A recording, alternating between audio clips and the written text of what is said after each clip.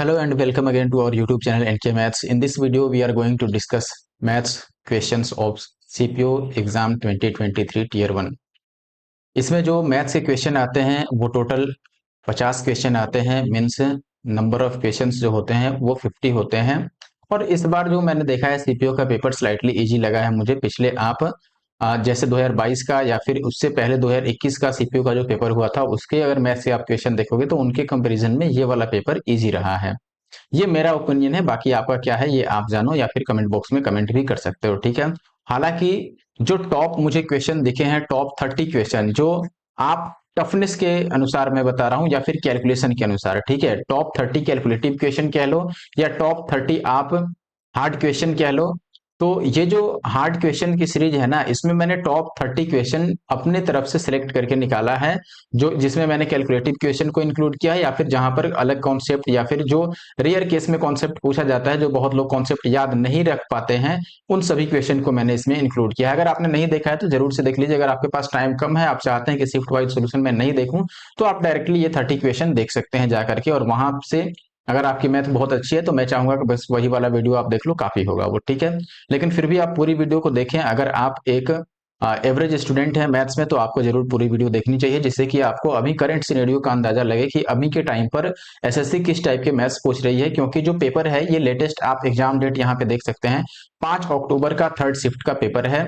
और इसमें जो भी 50 क्वेश्चन पूछे गए हैं वो हम इस वीडियो में कवर करेंगे। क्वेश्चन जो है वो हिंदी इंग्लिश दोनों में लिखा हुआ आता है। मेरी वीडियो में बेसिकली मैं कोशिश करता हूँ हिंदी इंग्लिश में दोनों में लिखा रहे, ताकि चाहे वो कहीं के भी स्टूडेंट हो, किसी भी रीजन से बिलोंग करते हो, अगर वो हिंदी प्रॉपर नहीं समझ पाते हैं तो एटलीस्ट इंग्लिश में क्वेश्चन तो पढ़ ही ले।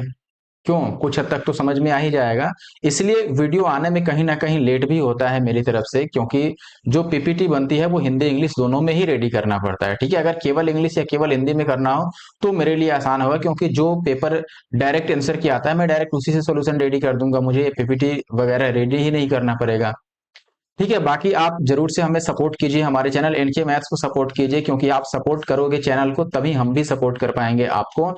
क्योंकि जब आप कमेंट और लाइक करते हो ना, तो आपके कमेंट्स और लाइक पढ़ने के बाद हमें और ऐसा फील होता है कि चलो ये सोल्यूशन करना चाहिए। जैसे मैंने देखो मैंने ड्रॉप कर दिया था, मैंने सोचा था कि ये 30 क्वेश्चन कर दिया, इसके बाद सीपीयू को ड्रॉप कर देते हैं, वापस सीएचएसएल और सीजीएल पर आ जाते हैं। लेकिन काफी लोग कमेंट किए, टेलीग्राम पे मैसेज किए, इवन इंस्टाग्राम पर भी मैसेज आया, और इंस्टाग्राम पे जनरली मैसेज आता है तो मैं खुद ही पढ़ता हूं, तो क्योंकि वो पर्सनल ही मान के चलो मैं ही उसको यूज करता हूं, तो मैंने देखा कि काफी लोगों का ऐसा कमेंट है कि जो शिफ्ट वाइज सोल्यूशन है उसको कंप्लीट कर दिया जाए। तो चूंकि 9 ही शिफ्ट है, जिसमें से एक मैंने पहले ही बना दिया, ये दूसरा, इसके बाद 7 रह जाएंगे, तो मैं जल्दी ही कवर कर दूंगा, ठीक है। तो ऐसे ही अगर आपका भी कोई डाउट है या किसी पार्टिकुलर आप पेपर का सोल्यूशन चाहते हो तो मुझे कमेंट करके बता सकते हैं। और आपको ये भी बता दूं कि काफी लोगों ने दिल्ली पुलिस का पेपर सॉल्व करने के लिए किया है, और उसको भी मैं करूंगा। जैसे ही ये पेपर खत्म होता है मैं दिल्ली पुलिस भी करा दूंगा, ठीक है। फिलहाल मैं बढ़ता हूँ आगे। आई होप कि आपको वीडियो अच्छा लगेगा और आप लाइक और कमेंट जरूर करके जाएंगे, ठीक है। पिछले कुछ दिनों से वीडियोज काफी मतलब लो कैटेगरी में चल रहे हैं, ना अच्छे व्यूज, ना अच्छे लाइक और ना ही अच्छे कमेंट्स, ठीक है। और ये सब आप ही लोगों के दिन है। अगर आप चाहोगे तो कैसे लाइक नहीं आएगा, कैसे कमेंट नहीं आएगा बताओ।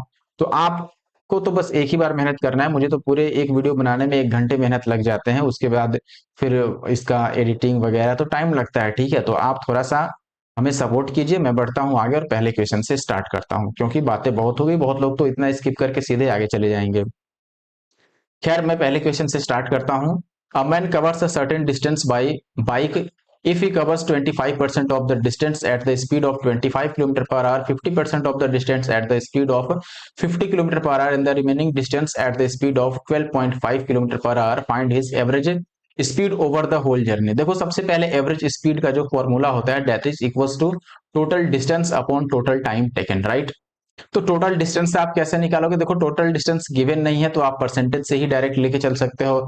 जैसे अगर मैं टोटल डिस्टेंस 100 को ही लूं तो टोटल डिस्टेंस 100 हो गया। अब इसमें से टाइम कैसे निकालोगे, आपको पता होगा कि टाइम जो होता है this is equal to distance upon speed. तो आप यहां पर देखोगे कि पहले 25% यानी कि 25 किलोमीटर जो चला वो 25 की रफ्तार से चला, तो ये हो गया distance upon speed, means time हमने निकाल लिया।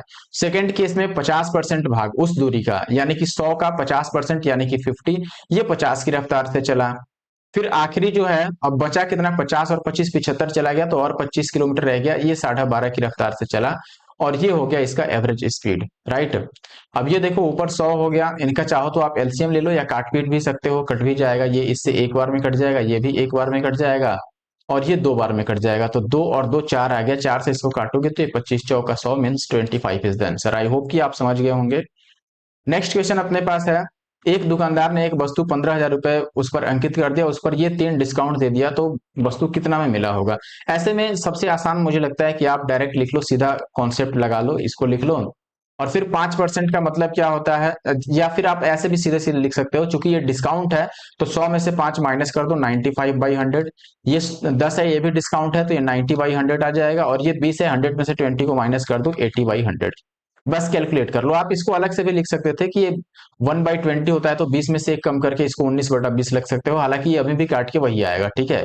तो ये आप देखो, दो और एक 3 जीरो से पहले मैंने ये 3 जीरो काट दिया, फिर इस 2 जीरो से मैंने ये 2 जीरो काट दिया, फिर ये हो गया 19 पचे 95, ये 2 पचे 10 और ये 2 चौके 8, तो आ गया कितना देखो 15 और चौके 60 और गुना में 19 में 171, तो ये जीरो आ गया, 6 1 जा 6, यानी कि लास्ट में 6 और जीरो आएगा, तो ऑप्शन 4 लास्ट का 2 डिजिट हमने चेक कर लिया।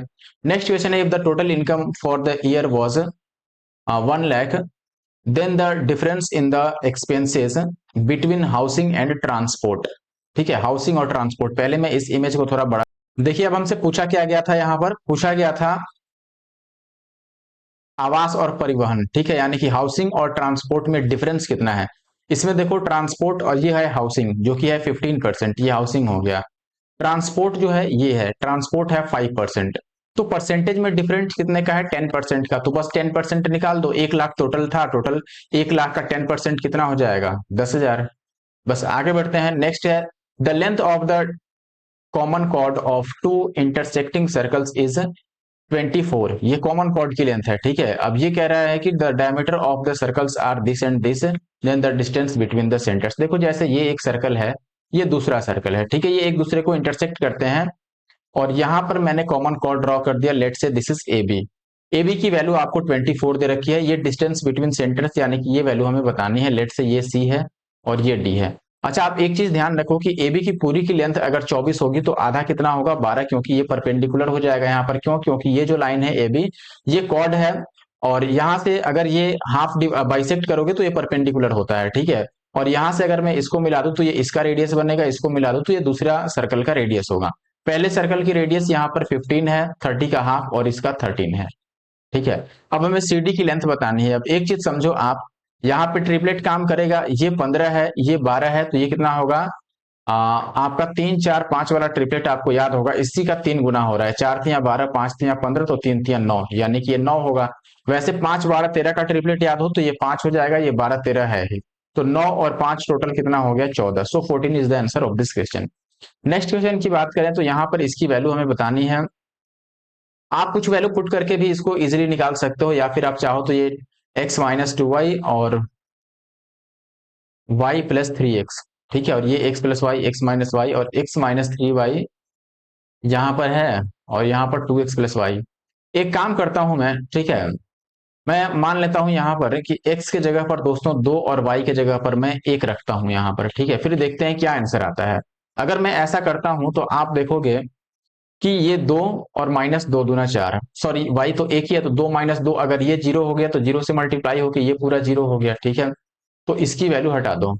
अब यहां पर बात करते हैं इसकी, तो ये 2 और 1 3, और 2 में से 1 गया 1, और ये कितना आ जाएगा आपका, 2 में से 3 गया -1, और 2 दूना 4 और 1 5, तो ये हो गया 3 और माइनस का 5, यानी कि -2 आना चाहिए।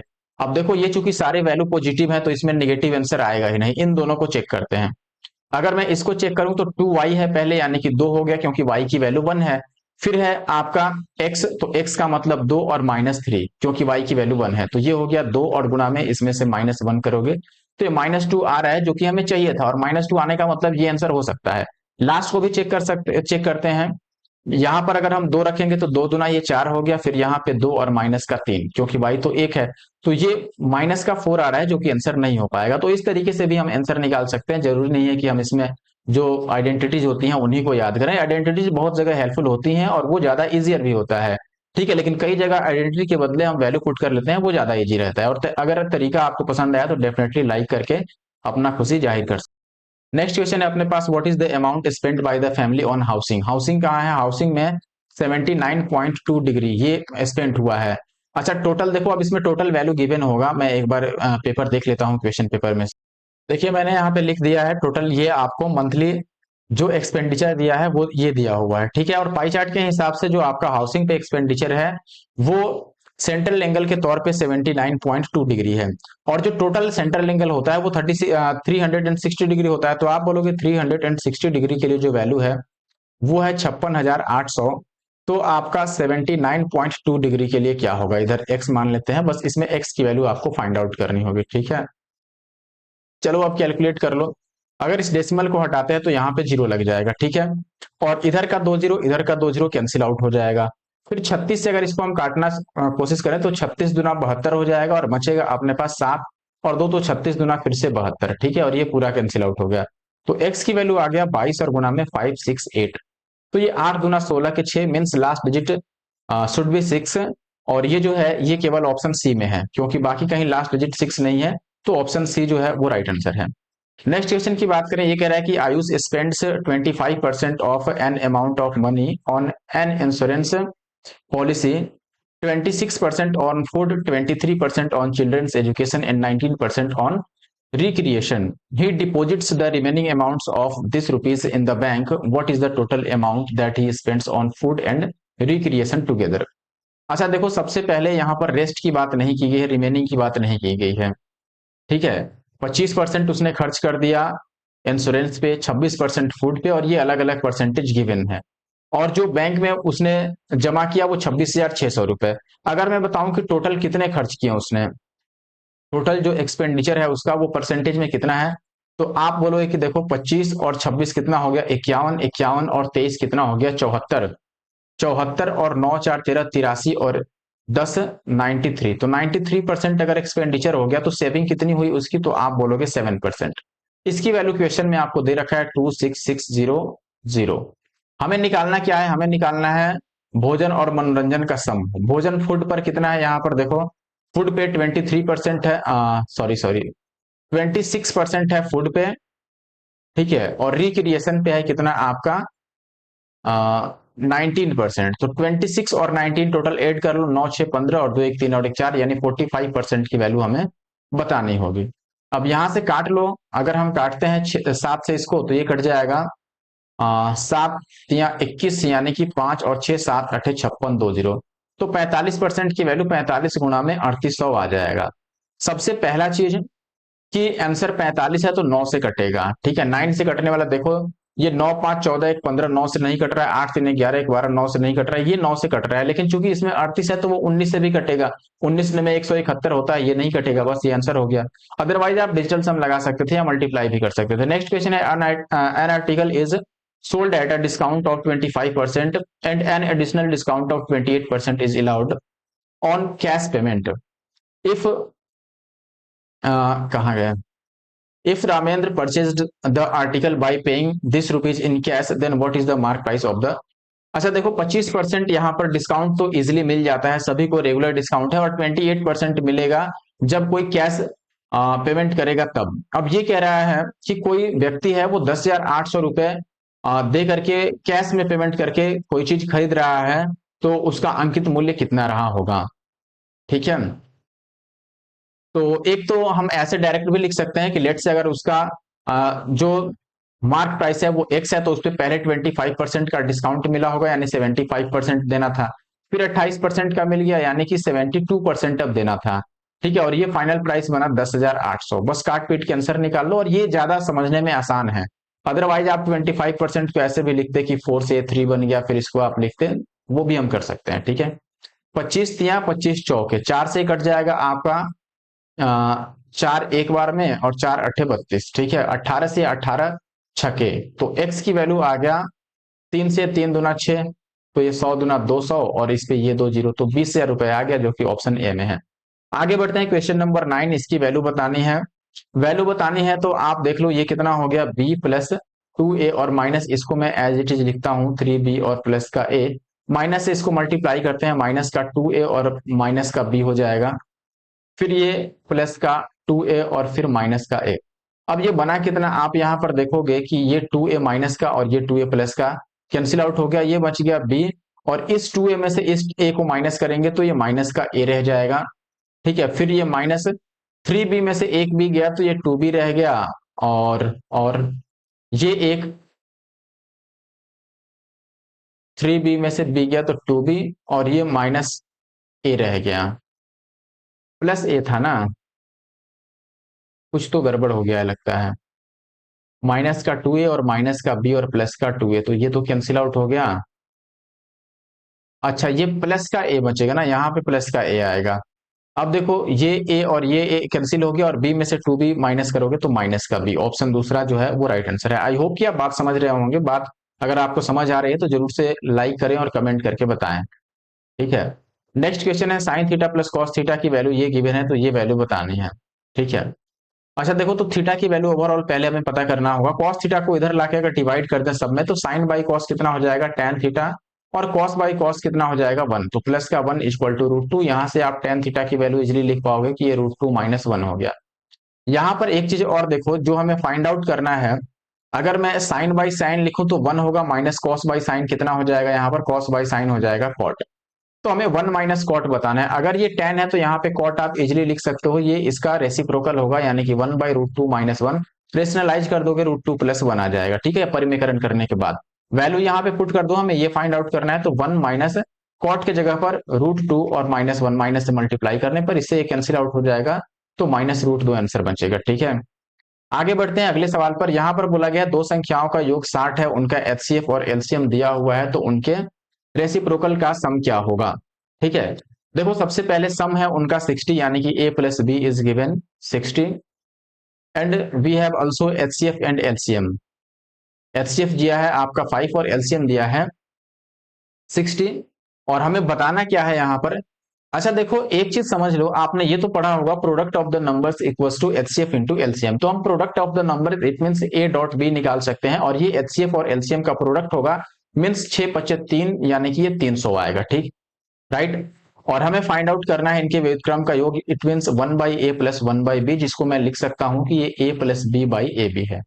बस अब ए प्लस बी के जगह पर आप 60 रखोगे, और ए बी के जगह पर आप 300 रख लोगे, तो ये 6 पच्चे 30, it means 1/5 is the answer. और मुझे लगता है कि इससे आसान तरीका अब इस क्वेश्चन के लिए नहीं निकलेगा। नेक्स्ट क्वेश्चन है अपने पास, एक व्यक्ति की मासिक आय और व्यय का अनुपात इतना है, उसका व्यय इतना है, तो आय क्या होगा। व्यय यानी 3 की वैल्यू अगर 5400 है, तो ये 1800 से मल्टीप्लाई हुआ है, तो 7 की वैल्यू कितना होगा, 18 सते 126 and 20। This is one of the easiest question. Next question LCM बताना है इसका, तो ये तो आप खुद ही कर लेना, this is homework for you. Even यहाँ पे आंसर दिया गया है, फिर भी ये होमवर्क के तौर पर चला गया। यहाँ पर इजिली वैल्यू पुट कर लेना है आपका। टेन की वैल्यू वन होता है, वन को इस टू से मल्टीप्लाई करोगे तो ये टू रह जाएगा। कॉस स्क्वायर 30 आपका हो जाएगा 3/4, और minus sine square 60, sine square 60 भी 3/4 होगा, तो इससे ये कैंसिल आउट हो जाएगा। So that two is the answer of this question, right. Now move to the next question, the value of a washing machine depreciated, इसका मतलब कम हो रहा है वैल्यू, ठीक है, डिक्रीज हो रहा है। From this rupees to this rupees in 3 years, find the yearly rate of depreciation. ठीक है, यानी कि किस रेट से वो कम हो रहा है। देखिए सबसे आसान तरीका क्या होगा, यहाँ पर हम डायरेक्ट इसका और इसका रेशियो ले लेते हैं, और उसका क्यूब रूट कर देते हैं फॉर द 3 years। अगर ये 2 years होता तो स्क्वायर रूट ले लेते हैं हम। ठीक है, तो हम बोलेंगे कि देखो ये 40960 अपॉन हो गया 21970, और इसका हमने ले लिया क्यूब रूट। ठीक है, अब ये आप जीरो से जीरो को कैंसिल आउट कर दोगे, आपको पता है कि ये 16 का क्यूब होता है, तो ये 16 हो गया, और ये आपका 13 का क्यूब है, तो ये 13 हो गया। अब कोई वैल्यू अगर 16 से 13 हो गया, तो 3 कम हो गया कितने पे, 16 पे, और गुणा में 100। 1/16 आपको पता होता है कि 1/16 जो होता है ये 6.25 होता है, और इसका 3 टाइम्स लिखना है। तो 25 तिया 75 और 6 तिया 18, 18.75%, that means option B is the answer. Next जो क्वेश्चन है अपने पास, प्लास्टिक से बनी एक खोखली बेलनाकार नली 3 सेंटीमीटर मोटी है, यदि इसका बाह्य व्यास यानी कि एक्सटर्नल डायमीटर जो है वो 20 सेंटीमीटर है, और ट्यूब की लेंथ आपकी 49 सेंटीमीटर है, तो वॉल्यूम बताना है आपको। वैसे बताना है यहाँ पर देखो, प्लास्टिक का वॉल्यूम बताना है, ये ध्यान रखिए। वॉल्यूम का फॉर्मूला जनरली आपका होता है, चूंकि ये सिलेंड्रिकल है, तो यहाँ पर पाई आर स्क्वायर एच होगा। लेकिन आपको पता है कि यहाँ पर इसकी मोटाई दे रखी है, तो हमें यहाँ पर कैपिटल आर अगर मैं लिखूं, लेट से ट्यूब ऐसा होगा, लेट और इसमें चूंकि मोटाई दे रखी है तो यहाँ पर अंदर भी इस तरीके से बनेगा। अब इसमें दो रेडियस हो जाएगा, एक तो कैपिटल आर और एक स्मॉल आर। स्मॉल आर की अगर हम बात करें, कैपिटल आर की बात करें तो पहले 20 अगर इसका एक्सटर्नल डायमीटर है तो रेडियस कितना हो जाएगा 10, और 3 सेंटीमीटर मोटा है तो इसमें से 3 कम कर दोगे, यानी कि 7 जो होगा वो इंटरनल रेडियस होगा। ठीक है, तो यहाँ पर अगर हम बात करें रेडियस का, अब हमें डिफरेंस लेना होगा। ठीक है, जो हम पाई आर स्क्वायर एच लिखते हैं, तो वॉल्यूम हो जाएगा पाई और यहाँ पर r square minus r square और इंटू का एच, ये होगा। ठीक है, तो पाई की वैल्यू 22/7 हो गया। यहाँ पर आर स्क्वायर यानी 10 का स्क्वायर 100 और 7 का स्क्वायर 49, तो ये 51 हो गया। और हाइट हाइट इसकी हो गई, ट्यूब की लंबाई है 49। 7 से कट जाएगा, 7 से 7 बार में। अब बच गया 2 एकम 2, 2 सत्ते 14, यानी कि लास्ट में 4 आएगा, और लास्ट में 4 जो है वो दो ऑप्शन में है, यहाँ पे नहीं है। दूसरी बात मैं यहाँ पे करूं तो देखो ये है हमारे पास 22 गुणा में 51 और गुणा में 7। आप देखो कि आंसर 4 से कटने वाला नहीं है, क्योंकि इसमें 4 कहीं पर दिख नहीं रहा है, 4 किसी का भी मल्टीपल नहीं है, तो ये आंसर नहीं होगा क्योंकि ये 4 से कट रहा है और ये आंसर हो गया। ठीक है, आगे बढ़ते हैं। 4 अंकों की बड़ी से बड़ी संख्या जो इतना से कट जाए, तो आप ऑप्शन से ही शुरू कर लो और कोशिश करो जो सबसे बड़ी संख्या है वहां से स्टार्ट करें। अगर 15 की बात, पहले 40 की ही मैं बात करता हूँ, आंसर 40 से कटना चाहिए और 15 से भी कटना चाहिए, और वो सबसे बड़ी संख्या पहले हम चेक करेंगे, क्योंकि सबसे बड़ा पूछ रहा है। इसमें सबसे बड़ी 9600 ही है, और इसको आप चेक करोगे तो ये 40 से भी कट जाएगा और 15 से भी कट जाएगा, 25 से भी कट जाएगा, 75 से भी, तो यही अपना आंसर है। लेट से ये दूसरा नंबर का सबसे छोटा आता, अगर 9500 या 9700 भी ऑप्शन में होता, तो हम कहते हैं कि 9700 जो है दोस्त, ये आपका 75 से नहीं कटने वाला है। ठीक है, इवन ये 15 से भी नहीं कटेगा, तो ये आंसर नहीं होता। ऐसे हम यहाँ पर आंसर को एलिमिनेट कर पाएंगे ऑप्शंस को। नेक्स्ट क्वेश्चन जो है अपने पास ये कह रहा है कि दो संख्याओं का एचसीएफ एलसीएम इतना इतना है, रेशियो इतना इतना है, बड़ी संख्या बताइए। देखो सबसे पहले नंबर्स अगर मैं 2x और 7x मानता हूं, तो नंबर्स का प्रोडक्ट किसके बराबर होगा, एलसीएम इंटू एचसीएफ के बराबर होगा, यानी कि 9 इंटू 1 टू 6 के बराबर होगा। अब यहाँ पर 7 से काटोगे तो 18 सते, और 2 से काटोगे 2 में, तो x की वैल्यू कितनी आ गई, एक्स स्क्वायर की वैल्यू 9 इंटू 9 है, तो x की वैल्यू 9 आ गई। और बड़ी संख्या 7x थी, तो 7 में 63, 63 is the answer. Next question अपने पास है, किसी वृत्त की जीवा उसकी त्रिज्या के बराबर है, लघुचाप और दीर्घचाप द्वारा इस जीवा के आंतरिक कोनों के बीच का अंतर, यानी कि मान लो ये सर्कल है। ठीक है, और यहाँ पर वृत्त की जीवा त्रिज्या के बराबर है, यानी कि ये मैंने कॉर्ड ड्रा कर दिया यहाँ पर, और ये रेडियस है। अब यहाँ पर ध्यान देना, ये कह रहा है कि रेडियस के बराबर ही ये कॉर्ड है, ये दोनों तो ऑलरेडी रेडियस है तो सेम हो गया, और ये कॉर्ड भी रेडियस के बराबर है तो ये भी आर हो गया, और चूंकि ये तीनों आर है तो ये इक्विलेटरल ट्रायंगल हो गया, और यहाँ पे सारे इसके एंगल 60 डिग्री के हो गए। क्वेश्चन में कह रहा है यहाँ पर कि माइनर आर्क पे और मेजर आर्क पे बनने वाला एंगल, ये आपका माइनर आर्क हुआ और ये लंबा वाला हो गया आपका मेजर आर्क। तो मेजर आर्क पे क्या एंगल बनेगा, देखो पहले यहां से इसको हम मिलाते हैं, ऐसे लाइन ड्रॉ कर लेते हैं। ठीक है, आपको ये चीज पता होगा कि ये 60 है, तो इसके पीछे यानी ये हो गया अपने पास 30, राइट। 60 का आधा आधा हो गया ये 30, और ये हो गया आपका। अब देखो अगर मैं इसको ए बोलूं, इसको बी बोलूं, और हमसे दीर्घचाप में बना हुआ कोण भी पूछा गया है, दोनों का अंतर, तो यहाँ से दीर्घचाप में मैं एक कोण बना देता हूँ, ये सी हो गया, ये डी हो गया। अब बताओ जो ए बी सी डी है ये क्या है, ये एक चक्रीय चतुर्भुज है। ठीक है, तो ये चक्रीय चतुर्भुज यानी कि साइक्लिक क्वाड्रिलेटरल है। अब साइक्लिक क्वाड्रिलेटरल में आमने सामने के कोण का जो सम होता है वो 180 डिग्री होता है, तो ये 30 है, तो ये कितना होगा 150 होगा, और दोनों का डिफरेंस 150 और 30 का डिफरेंस 120 हो गया। अभी मैंने यहाँ पे जो इमेज दिखाता है वीडियो, वो बंद हो गया है शायद लाइट के प्रॉब्लम से, तो उससे कोई इशू नहीं है, हम वीडियो को आगे बढ़ाते हैं। इसमें पूछा गया है the average number of children पर फैमिली इज, तो देखो यहाँ पर बच्चों की संख्या दिया है और यहाँ पर परिवारों की संख्या। ठीक है, देखिए ग्रुप एवरेज अब निकालना है। ग्रुप एवरेज के लिए मैंने कई बार फॉर्मूला बताया है कि इसमें आपको ऊपर एवरेज इंटू नंबर का सम करके टोटल सम निकालना होगा, और नीचे नंबर से डिवाइड करना होगा। तो हर एक परिवार में बच्चों की औसत संख्या पूछ रहा है, तो मैं पहले परिवार में देखो 4 परिवार में बच्चों की संख्या 0 0 है, तो टोटल 4 इंटू 0, यहाँ से 0 आ गया। फिर 22 परिवारों में बच्चों की संख्या 1 1 है, तो 22 एकम 22 हो गया यहाँ पे। फिर ये 15 टू जा कितना हो गया 30, फिर ऐसे ही 6 3 जा 18, और फिर 4 2 जा 8। और टोटल कितने परिवार हैं भाई, 22 और 4 26, 26 और 6 32, 32 और 2 हो गया 34, और 15 49, तो ये 49 हो गया। इनको ऐड कर लोगे 78 आ गया, और अपॉन ये कितना आ गया 49। तो ये कितना बन सकता है 1.5 देखो अगर आप डिवाइड करते हो 49 से 78 को, तो ये एक बार में अगर जाएगा तो ये 18 में से 9 गया 9, और यहाँ हो गया 6 में से 4 गया 2, फिर जीरो। तो ये 4 पचे 20, 4 छक्के 24 और 9 छक 54, 4 पचे ही 1.5 से थोड़ा ज्यादा आएगा, तो 1.5 होगा, क्योंकि 5 से स्टार्ट होने वाला एक ही ऑप्शन है। धातु की एक गोलाकार गेंद की त्रिज्या 3 सेंटीमीटर है, इसको पिघलाया गया और इसकी त्रिज्या के आधे के बराबर त्रिज्या वाले एक्स अर्धगोलों को डाला गया। तो बताना है आपको कि एक्स का मान क्या होगा। ऐसे में जब भी एक चीज को पिघला के दूसरा चीज बनाया जाए, तो आप याद रखा करो कि ऐसे में जो वॉल्यूम होता है वो सेम होता है। तो यहाँ पर एक्स और एक अर्धगोले के, मैंने देखो यहाँ पर संख्या लिख दिया पहले। सेमी जो अपना हेमिस्फेयर है उनका संख्या कितना है, एक्स। ठीक है। और फिर इनका वॉल्यूम कितना होता है, 2/3 और पाई आर क्यूब। ठीक है, आर दिया हुआ है। इसकी त्रिज्या का आधा यानी कि 3 का आधा, तो 3/2 का क्यूब, ये हो गया रेडियस।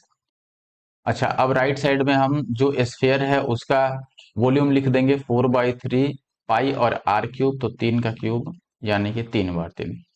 काट लो, इस 3/3 से ये कट जाएगा। ठीक है, इस 1 2 से ये कट जाएगा, और पाई से ये पाई कट जाएगा, इस 3 से ये 3 कट जाएगा। तो x की वैल्यू 2 दूना 4 चौके 16 आ गया। ठीक है, ऑप्शन दूसरा। आगे बढ़ते हैं। ये कह रहा है कि इस वर्ष के दौरान विद्यार्थियों की सर्वाधिक संख्या थी। कौन सा वर्ष है जिसमें विद्यार्थियों की संख्या सबसे ज्यादा है? तो डी में पहले चेक कर लो। डी में विद्यार्थियों की संख्या, अब सबको जोड़ना होगा ओवरऑल, ये सब टोटल वैल्यू कितना है। ठीक है, और जिसका टोटल ज्यादा आएगा सम, चाहे वो सी, ए और बी है, तो वही सबसे ज्यादा होगा।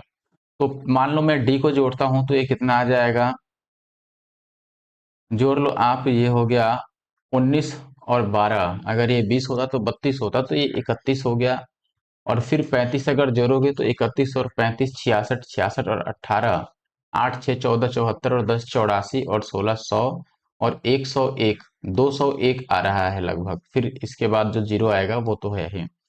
अगर मैं बी वाले को जोड़ूं, क्योंकि बी भी ऑप्शन नहीं, इसके बाद ए है तो ए को भी जोड़ लेते हैं। 12 और 25 हो गया आपका 37 और 45, तो 5 और 7 12, 42 और 40 हो गया 82 और 11 हो गया 93 और 9, 9 3 12, 102 और 103, ये हो गया 205। करीब करीब मैं यहाँ पर अप्रोक्सीमेट सम निकाल रहा हूं। अगर आप सी वाले को जोड़ते हो तो 12 और 26, तो 12 3 36 और 2 38 हो गया, और 45 तो 8 5 13 43 और 40 हो गया 83, और फिर 11 हो गया 94 और 7 101 और 103, ये 204 के करीब आ रहा है।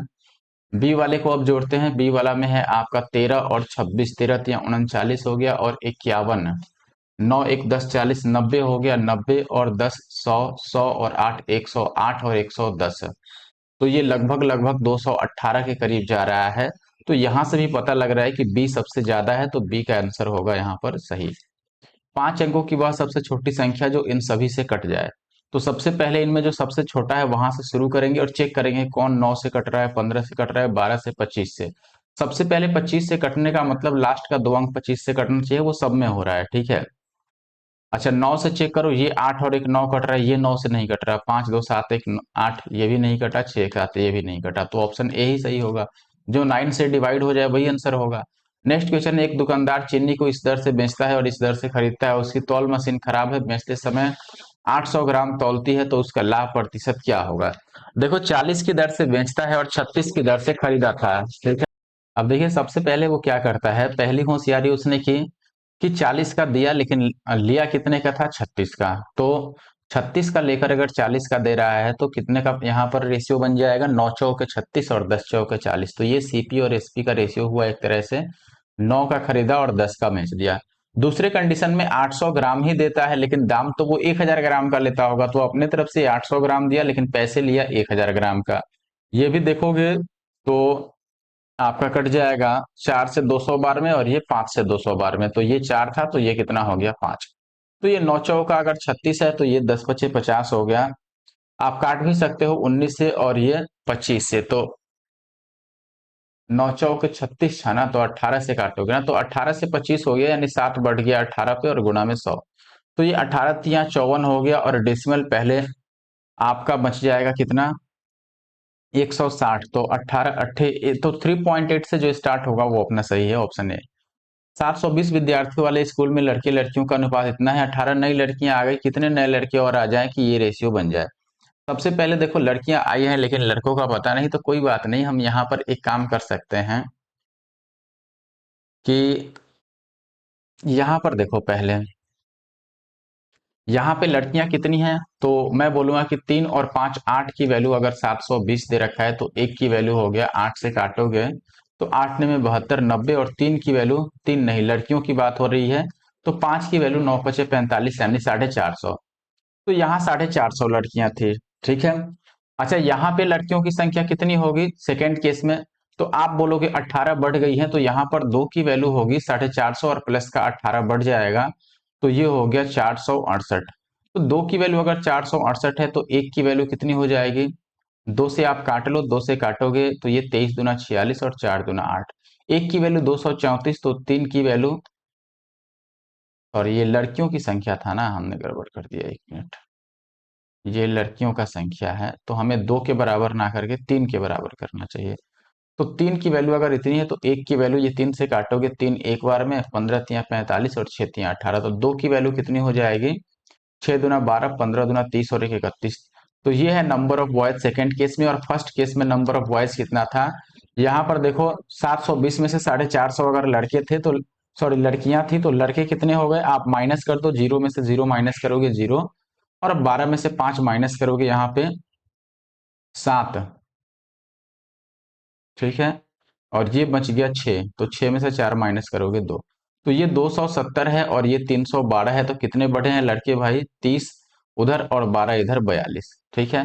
या फिर इसका एक और तरीका मैंने, और वो भी आसान तरीका सॉल्व किया है, अगर आपने top 30 maths question of CPU 2023 tier 1 examination वाला वीडियो देखा है तो जरूर से देख लीजिएगा, उसमें एक क्वेश्चन मैंने अलग तरीके से सॉल्व किया है।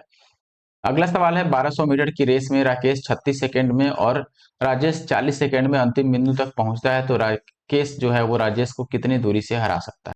दोनों के लिए जो डिस्टेंस है वो सेम है, तो अगर मैं बात करूं, देखो 36 सेकंड में राकेश तो पूरा डिस्टेंस कवर कर लेगा, यानी राकेश 36 सेकंड में कितना चल लेगा, 1200 मीटर। लेकिन राजेश की अगर बात करें तो राजेश की स्पीड कितनी रही होगी, तो आप बोलोगे 1200, यानी कि दूरी बटा समय 40 है, इससे काट लो, तो ये स्पीड हो गया इसका, आ गया आपका 30 का, और ये 36 सेकंड में कितना कवर करेगा, 36 सेकंड ही दोनों को हम देते हैं क्योंकि राजेश तो 36 सेकंड में पूरा कर लेगा। ये 36 या 108 यानी कि 180, राजेश जो है ये 36 सेकंड में 180, 1080 सॉरी, यानी कि 1080 मीटर ही चलेगा। तो कितना कम चला, 120 कम चला, तो 120 से वो जीत जाएगा बस। देखिए इस क्वेश्चन में आपको बोला गया है, in triangle P Q R, this is a right angle at Q such that PQ equal to x minus y, QR equal to x and PR is x plus y. S is a point on QR such that QS equal to PQ. The ratio of QS to SR for any value of x and y. देखो अब सबसे पहले अगर मैं diagram ही एक draw कर दूं, तो मान लो कि ये हो गया अपना triangle P Q are, Q पे ये राइट एंगल बना रहा है, ठीक है, और पी क्यू की जो लेंथ है ये गिवन है आपको, that is x minus y, and Q R is x, right. P R क्या है अपना, एक्स प्लस वाई है। तो ऐसे में, और ये भी दिया है कि क्यू, एक देखो एस, क्यू आर पे कोई पॉइंट है, क्यू आर पे लेट से ये एस पॉइंट है और हमने इसको मिला दिया, ये एस हो गया, ठीक है, और ये x की जो वैल्यू है यहां से यहां तक है।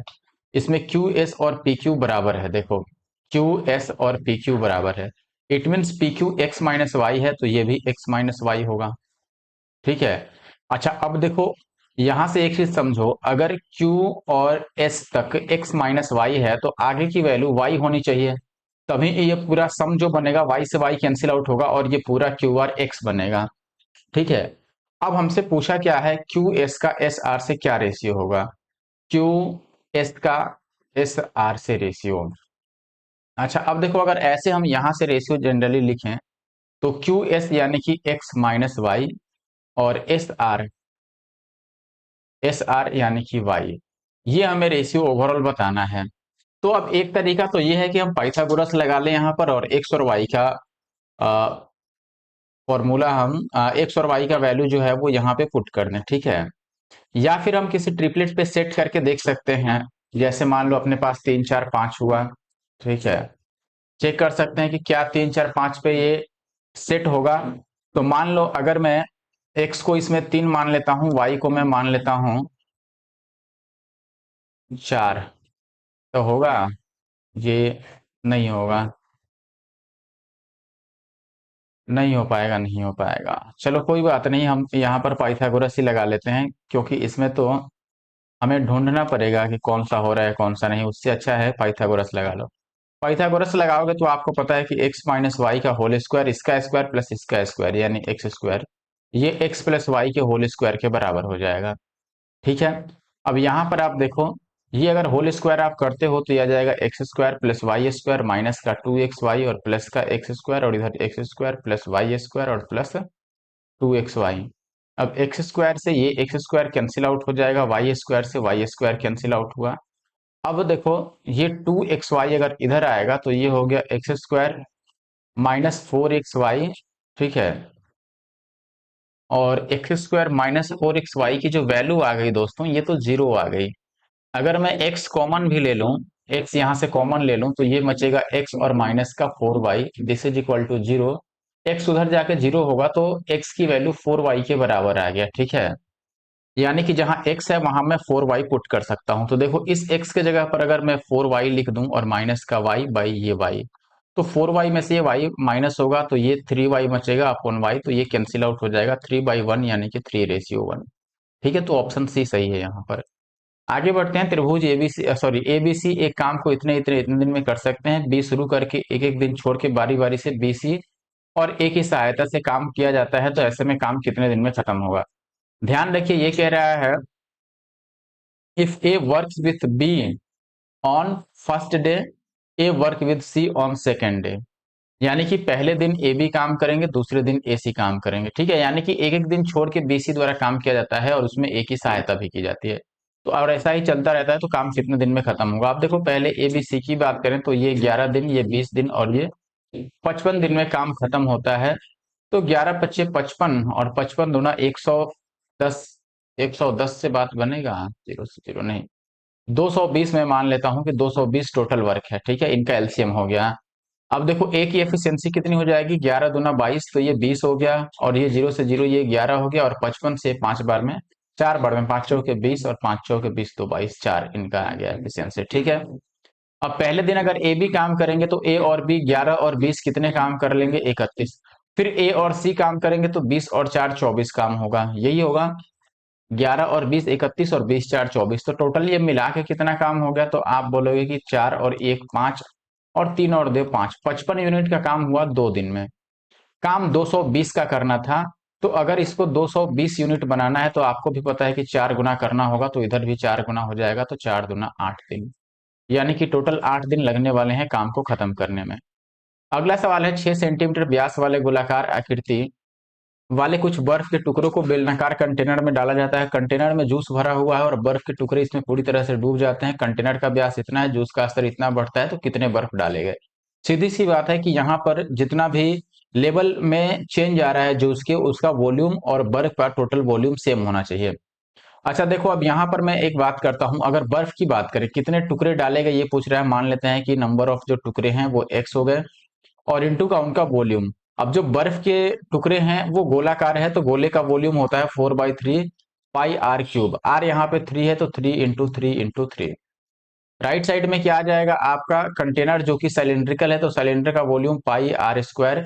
r यहाँ पे लिखना होगा, रेडियस गिवन है 18 है रेडियस, तो 9 का स्क्वायर आएगा, 9 × 9, और इंटू का h 40 सेंटीमीटर बढ़ता है तो 40। बस अब यहाँ से x की वैल्यू निकाल लो, तो पाई से पाई कैंसिल आउट हो जाएगा, इस 3 से 3 और इस 3×3 = 9 से ये 9 और इस 4 से ये 10, तो 90। टोटल ऐसे 90 टुकड़े लगेंगे। ठीक है। वीडियो अच्छी लग रही है तो वीडियो को लाइक करना बिल्कुल नहीं भूलना है, साथ में शेयर भी करना है और कमेंट भी करना है। ठीक है। और अगर हमारे YouTube चैनल एनके मैथ्स पे नए हैं तो इसे सब्सक्राइब भी करना है। ठीक है। अगला सवाल ऐसा है जिसमें कॉट थीटा की वैल्यू हमें फाइंड आउट करनी है। अगर कॉट बनाना है तो क्यों ना हम सबको साइन से डिवाइड कर दें। अगर मैं इसमें हर एक टर्म को साइन से डिवाइड करूं तो ये 2 रह जाएगा, क्योंकि साइन से साइन कैंसिल आउट होगा। माइनस कॉस बाई साइन कितना हो जाएगा? कॉट, और ये हो गया फिर से 1 और प्लस का कॉट, और इसकी वैल्यू 1 आ गई। क्रॉस मल्टीप्लाई करने तो 2 माइनस का cot is equal to 1 plus का कॉट हो जाएगा। इस कॉट को इधर और इसको इधर भेज दें तो 2 कॉट की वैल्यू कितनी आ जाएगी अपने पास 1, और कॉट की वैल्यू कितनी हो जाएगी 1/2। आगे बढ़ते हैं। अगला प्रश्न है, यदि एक शंकु की तिर्यक ऊंचाई इतना और ऊंचाई इतना है तो संपूर्ण पृष्ठीय क्षेत्रफल और आयतन का अनुपात कितना होगा। देखो संपूर्ण पृष्ठीय क्षेत्रफल इसमें क्या होता है, तो आप बोलोगे पाई आर एल और plus pi r square. It mean संपूर्ण पृष्ठीय क्षेत्रफल होता है पाई आर और इंटू एल प्लस आर, और इसका रेशियो हमसे बताना है वॉल्यूम का, यानी कि 1/3 पाई आर स्क्वायर एच, ये वॉल्यूम का फॉर्मूला, ये रेशियो बताना है। इसमें आप देखोगे कि इससे ये कैंसिल आउट हो रहा है, आर से आर कैंसिल आउट हो रहा है, तो ओवरऑल हमें 3 इंटू एल प्लस आर और अपॉन आर एच बताना है। तो पहले हमें यहाँ पर देखो हाइट गिवन है कि ये 20 है, एल भी गिवन है यहाँ पर कि एल 29 है, आर निकालना होगा। तो अगर आपको ट्रिपलेट्स याद हो किसका, 20, 21 और 29 का, तो देखो अगर एक वैल्यू 20 है एक 29 है तो ये कितना आएगा 21। तो आर की जगह पर 21 पुट कर दो। नहीं समझ आया तो आप यहाँ पाइथागोरस थ्योरम यूज कर सकते हैं। L plus r, l plus r यानी कि ये कितना हो गया 50, ठीक है, और upon r into h, r है आपका 21 और एच कितना है 20। तो ये जीरो से जीरो कैंसिल आउट हो जाएगा। अच्छा इस पे 3 भी था यहाँ पर इंटू का 3, ये 3 तो रहेगा ना, तो 3 × 7 = 21, तो ये ऊपर 5 और नीचे आ गया 7×2 = 14। तो 5 और 14 जो है वो ऑप्शन दूसरे में है, तो दूसरा सही उत्तर हो गया।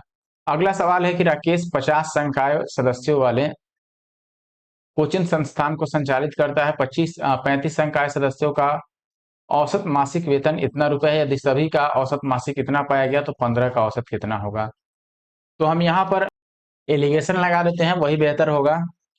एलिगेशन अगर आप यूज करते हो तो आप, मैं यहाँ पर टोटल लिख देता हूँ और ये मैं ए लिख देता हूँ लेट से, ठीक है।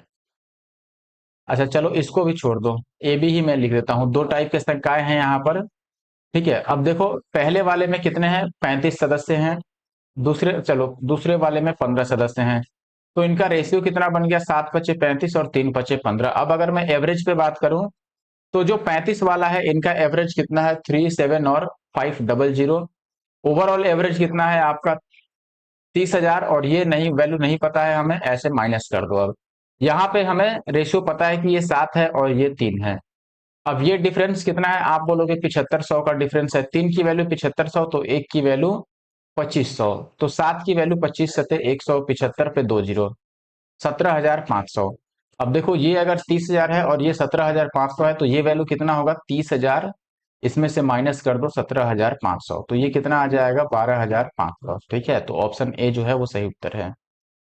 नेक्स्ट क्वेश्चन है अपने पास, वर्ष 2019 में संगठन पी और आर एक साथ मिलकर कर्मचारियों की कुल संख्या और 20 में क्यू और आर में एक साथ मिलकर कर्मचारियों की कुल संख्या का अनुपात क्या है।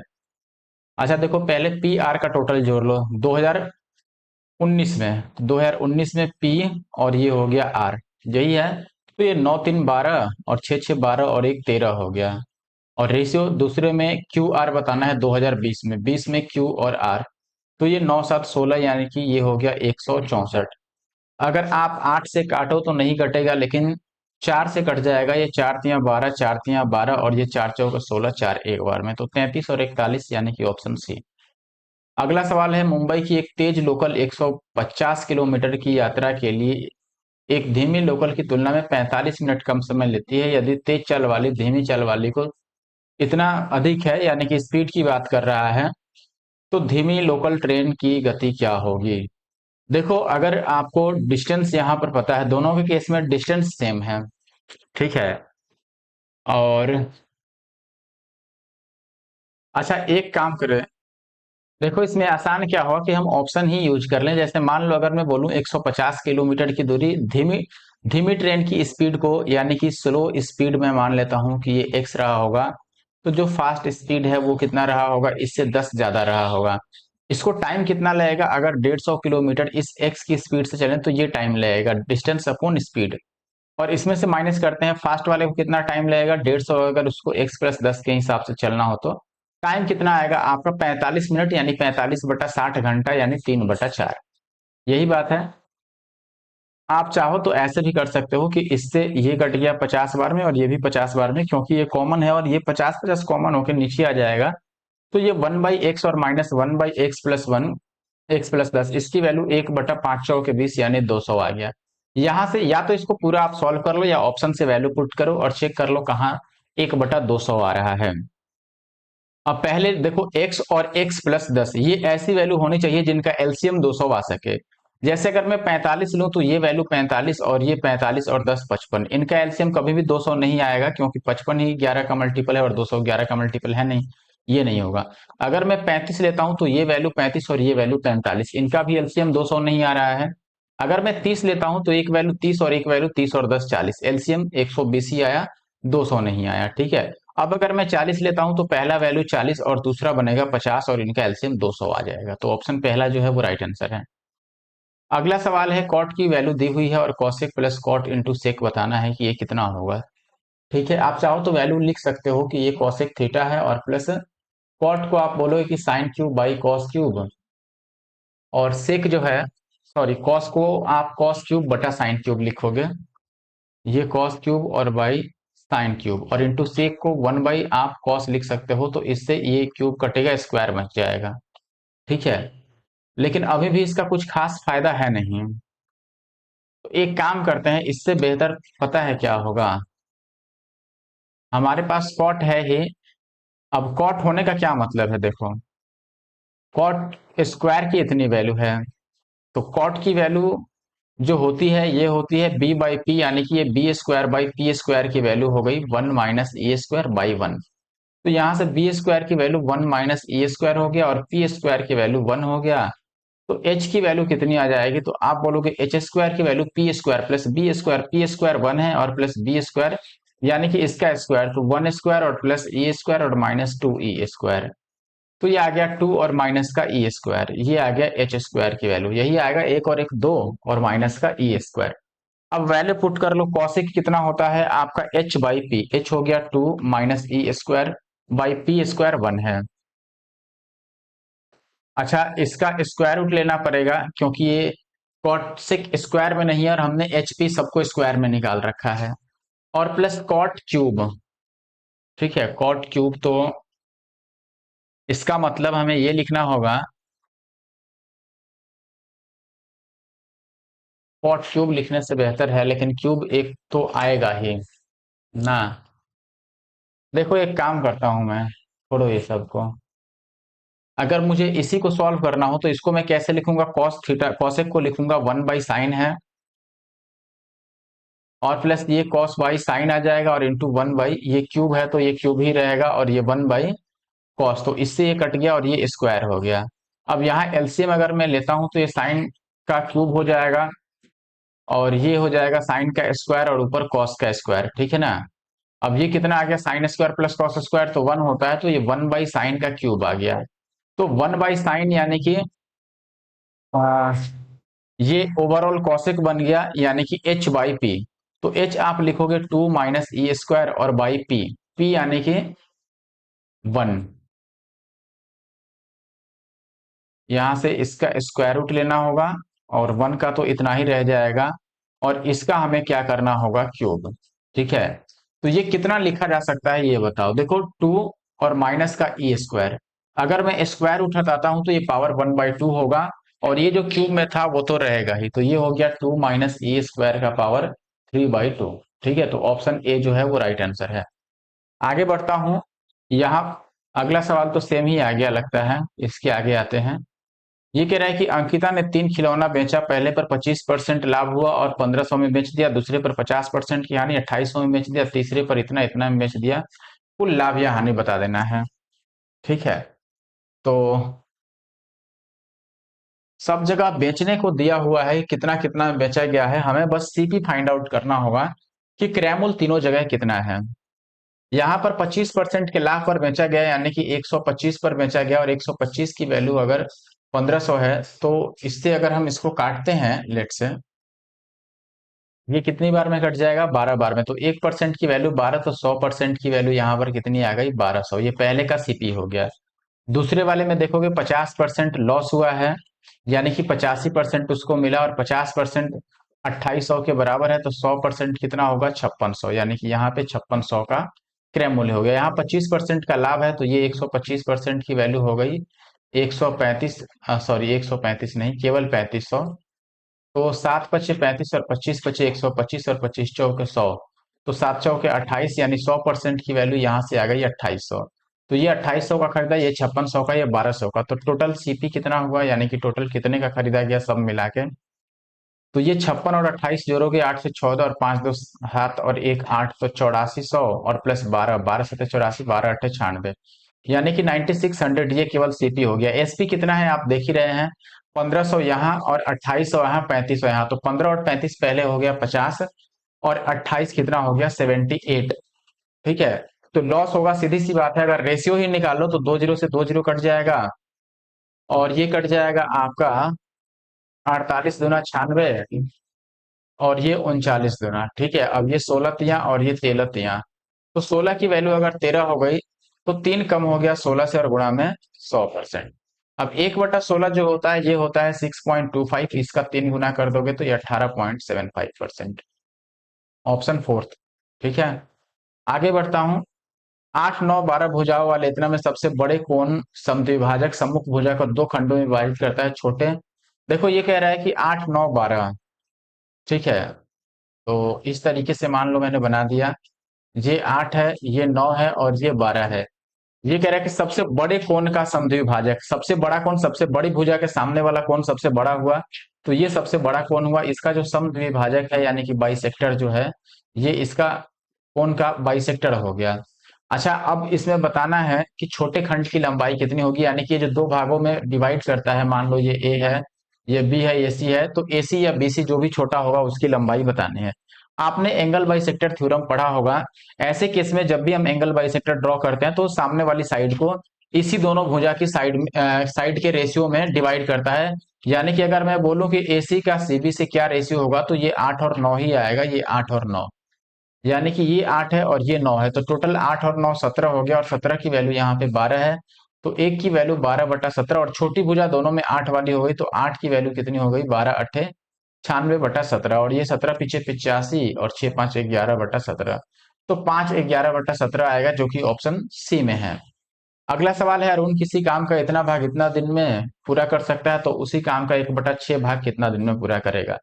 देखो 1/2/3 भाग है वो 12 दिनों में पूरा करता है। इससे काट दें 2 से तो ये कितना हो जाएगा, 2 छक्के 12, यानी कि 1/3 भाग वो 6 दिन में पूरा करेगा।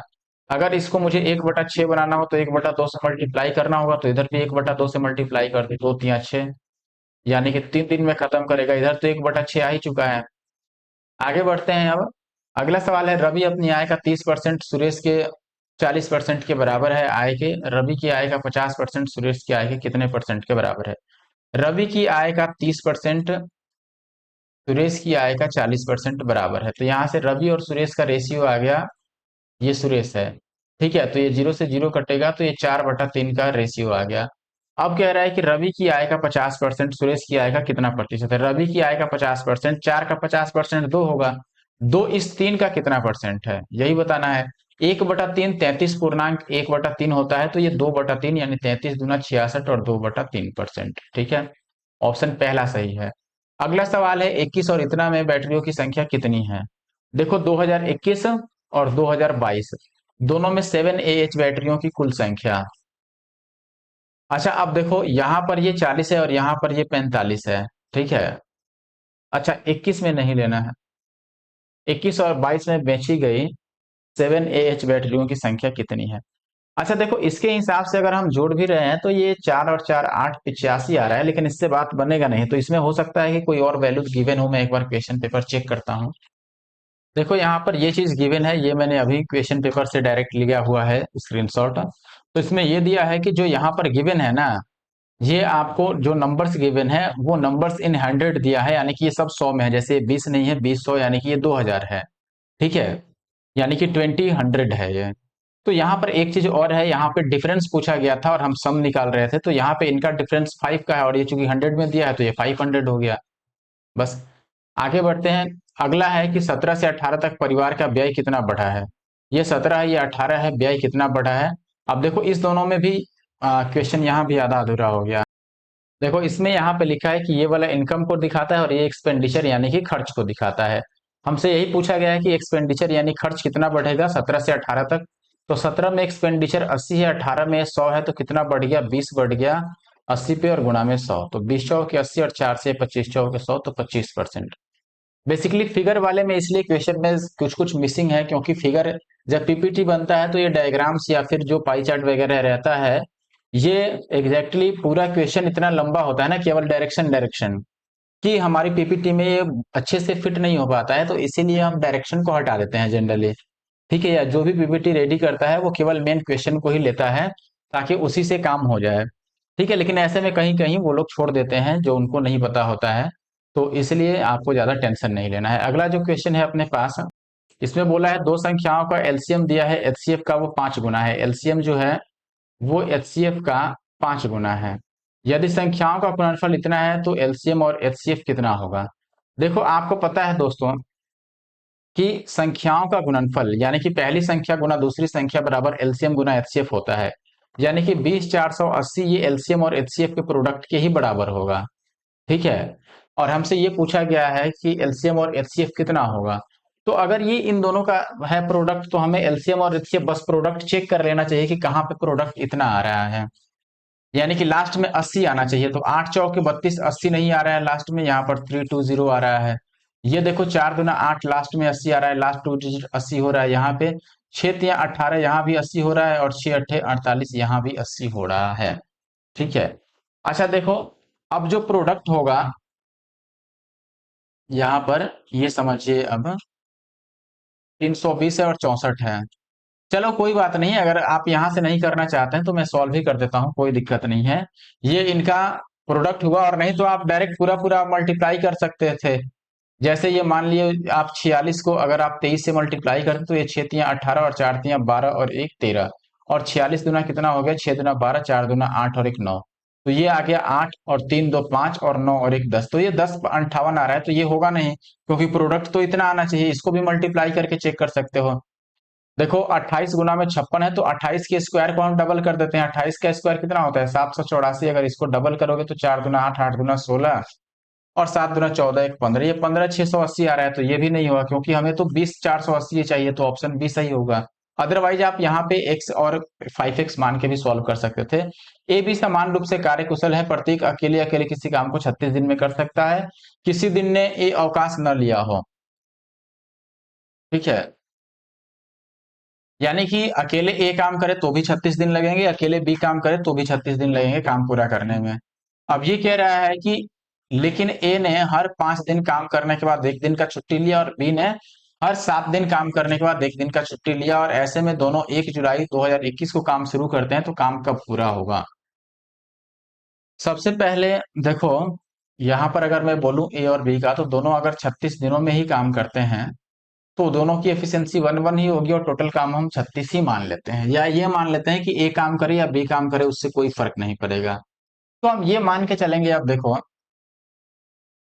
कि ए और बी, ए पहले 5 दिन काम करेगा, फिर बी 7 दिन काम करेगा, तो 7 5 12 दिन का काम कितना होगा दोस्तों, 12 दिन का काम होगा। ये डेली 1 यूनिट ही करते हैं, तो 12 दिन का काम 12 ही होगा।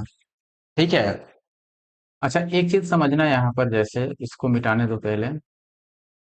यहाँ पर जैसे क्वेश्चन में ये बोला है कि दोनों साथ काम करते हैं, ठीक है, A and be working together, यानी कि दोनों साथ काम करते हैं, लेकिन 5 दिन काम करने के बाद ए 1 दिन की छुट्टी ले लेता है, और फिर बी ऐसे ही 7 दिन काम करने के बाद 1 दिन का छुट्टी ले लेता है, और 1 तारीख को काम स्टार्ट हो रहा है, तो कब तक खत्म हो जाएगा। अच्छा अब बताओ, देखो 5 दिन में एक बार छुट्टी लेगा ए, और 7 दिन के बाद एक बार छुट्टी लेगा बी, यानी कि टोटल 8 दिन अगर काम होगा, तो 8 दिन में मैं बोलूं कि 6 ही दिन फ्रेश काम होगा, 2 दिन तो इन दोनों ने छुट्टी ले रखा है। ठीक है, तो यहां पर आप बोलोगे कि 6 दिन में 12 यूनिट का काम हो जाएगा, और यहाँ पर क्या हुआ कि 6 दिन में 12 काम हुआ, ये बात सही है, लेकिन जो बाकी के 2 छुट्टी का दिन है उसमें से एक ही आदमी छुट्टी लेता है, एक आदमी तो काम करता ही है। जैसे मान लो मैं 5 दिन बाद 6th डे को क्या होगा, 6th डे को ए छुट्टी पर रहेगा, लेकिन बी तो काम करेगा ही। ऐसे ही 7th डे को दोनों ही काम करेंगे ए बी, और 8th डे पे फिर यानी 7 दिन बाद फिर बी छुट्टी ले लेगा, लेकिन ए तो काम कर ही रहा होगा। यानी कि जो 2 दिन छुट्टी की है उसमें 2 यूनिट काम होगा, कोई एक पर्सन काम करेगा, तो 2 यूनिट काम होगा, तो 12 और 2 14 यूनिट का काम हो गया 8 दिनों में। मैं यहाँ फ्रेश लिखता हूं 14 यूनिट का काम हुआ कितने दिन में? 8 दिन में। फिर ऐसे ही 8 और 8 16 दिन में कितना काम हो जाएगा? 28। काम और 8 रह गया तो इसमें 4 दिन और लग जाएगा, तो 16 और 4 20 दिन लग जाएंगे, यानी 21 तारीख को काम खत्म हो जाएगा। ठीक है। अब ये कह रहा है कि एक स्टोर में अरुण के पास मोबाइल फोन खरीदने के लिए या तो वो 2500 रुपए राशि देके खरीद ले या फिर 520 रुपए डाउन पेमेंट कर ले और चार चार समान किस्तों में वो खरीद सकता है, जिसमें 25% वार्षिक दर से साधारण ब्याज वसूल किया जाएगा। तो अरुण की जो किस्त है वो कितनी की है? मासिक किस्त आपको बताना है। तो ये मैंने टॉप 30 क्वेश्चन वाले वीडियो में बता रखा है, बहुत अच्छे से एक्सप्लेन किया है। यहाँ मैं डायरेक्ट सॉल्व कर देता हूँ। देखो 2500 में से 520 को पहले ही दे दिया, तो इसको 1980 रुपए और देने रहेंगे, लेकिन इस पर 25% का ब्याज भी लग जाएगा 4 महीनों तक। ठीक है, तो 25% इसका ब्याज लगेगा, तो आप लिखोगे 25/100। मासिक है तो हम इसको 12 से डिवाइड कर देते हैं, और 4 महीने की बात है तो 4 से हमने ये टोटल हमको इतना पे करना है।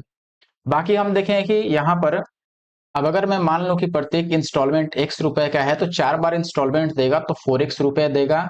इसके अलावे हर एक इंस्टॉलमेंट पे इसे इंटरेस्ट भी देना पड़ेगा 25% की। तो आप देखोगे कि पहला वाला जो इंस्टॉलमेंट है वो तो स्टार्टिंग में ही जमा होगा, यानी कि 3 बार इसे इंटरेस्ट पे करना होगा। इंटरेस्ट एक इंस्टॉलमेंट अगर x का है तो इंटरेस्ट इस पे 25% लगेगा, 25/100 और डिवाइडेड बाई 12। और ये कितने महीने तक लगे? ये 3 बार ही इंस्टॉलमेंट पे करेगा ना, 3 बार का लग जाएगा इसको कितना? 3+2+1, ये भी लेना पड़ेगा। तो ये कितना हो गया अपने पास? 4x।